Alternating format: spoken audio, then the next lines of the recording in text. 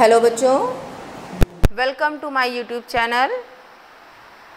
आज हम आपको पढ़ाने जा रहे हैं क्लास 11th का रोटेशनल मोशन में टॉपिक है relation between rotational kinetic energy and moment of inertia.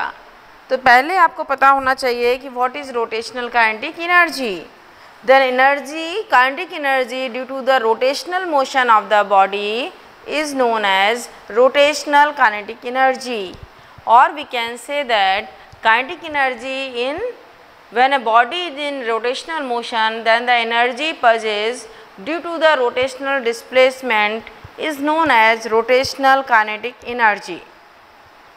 बच्चों समझने के लिए मोमेंट ऑफ इनर्शिया जो है वो आपको हम पहले पढ़ा चुके हैं। तो मोमेंट ऑफ इनर्शिया क्या होता है? The moment of inertia of a body is the summation of product of masses of individual particles and square of distance from the axis of rotation। I is equal to, हम आपको आगे बता देंगे, I is equal to formula क्या होता है? Summation of mr square. ठीक है, then moment of inertia is defined as the summation of product of masses and square of distance from the axis of rotation for individual particles। अब इसको समझने के लिए, रिलेशन को समझने के लिए हम लोगों ने एक फिगर बनाया है। This is a rigid body, then consider a rigid body having masses m1 m2 m3 dash dash dash mn and their distances of from the axis of rotation from the origin O is r1 r2 r3 r4 dash dash dash। Let the body is rotates along OY axis with angular velocity omega। ठीक है, तो theory एक बार फिर से समझ लीजिए। Consider a rigid body having masses m1 m2 m3 m4 dash dash dash having distances r1 r2 r3 r4 dash dash dash rn from the axis of rotation at point O।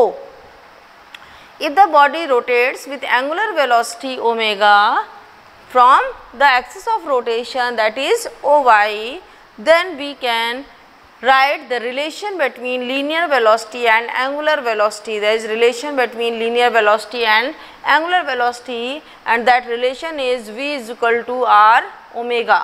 Relation between linear velocity and angular velocity is V is equal to R omega। और एक चीज़ आपको ध्यान रखनी होगी कि जब भी rotational motion होता है तो बॉडी की जो है angular velocity that remains constant.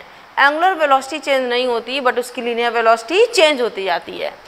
तो linear velocity of first particle is v1 is equal to r1 omega. Similarly for second particle v2 is equal to r2 omega. Dash dash dash. Similarly, we can write for nth particle the relative linear velocity will be equal to Rn into omega. Here we have to find the total kinetic energy. Then total kinetic energy about the axis of rotation, that is OY axis, is equal to half m1 v1 square plus half m2 v2 square plus half m3 v3 square dash dash dash up to half mn vn square. हमें value put करनी सारी v1 v2 vn की। Then putting the values of v1 v2 v3 dash dash dash vn, we get half m1 r1 omega to whole square plus half m2 r2 omega to whole square plus half m3 r3 omega square plus dash dash dash up to half mn vn square mn rn omega whole square. Then we get half m1 r1 omega square plus half m2 r2 omega square plus dash dash dash half mn rn square omega square। We can take common half omega square in this equation। Then half omega square आप common ले लो। Then m1 r1 square plus m2 r2 square plus dash dash dash mn rn square। अब ये जो अंदर बच रहा है m1 r1 square plus m2 r2 square plus dash dash mn rn square, इसको हम क्या लिख सकते हैं? समेशन। समेशन मीन्स सबका सम है। किसका सम है? एम आर स्क्वायर का। और इसको चाहो तो आप ऐसे भी लिख सकते हो M I R I square where I is equal to 1 to n। ठीक है, M I R I square where I is equal to 1 to n। पहले हम 1 पुट करेंगे, then m1 r1 square, similarly 2 put करेंगे, then m2 r2 square, ऐसे ही हम n put कर सकते हैं तो mn/n² आ जाएगा। और ये जो टर्म्स है बच्चों अंदर वाला, यही कहलाता है मोमेंट ऑफ इनर्शिया। तो ये जो आया हमारे पास इक्वेशन, यही क्या है, moment of inertia which is represented by I, then rotational kinetic energy will be half I omega square, or rotational kinetic energy is equal to half omega square I. This is rotational kinetic energy. We can also write Ke dot suffix R which represents the rotational kinetic energy. तो दो kinetic energy हो गई। एक linear kinetic energy क्या होती है, half mv² होती है। रोटेशनल काइनेटिक एनर्जी क्या हुई, हाफ I ओमेगा स्क्वायर हो गया। तो बच्चों इंपॉर्टेंट डेरिवेशन है ये, 3 मार्क्स में डेरिवेशन आता है। और कभी कभी क्या होता है, किसके साथ साथ आपको ये भी पूछा जाता है, define moment of inertia in the terms of rotational kinetic energy.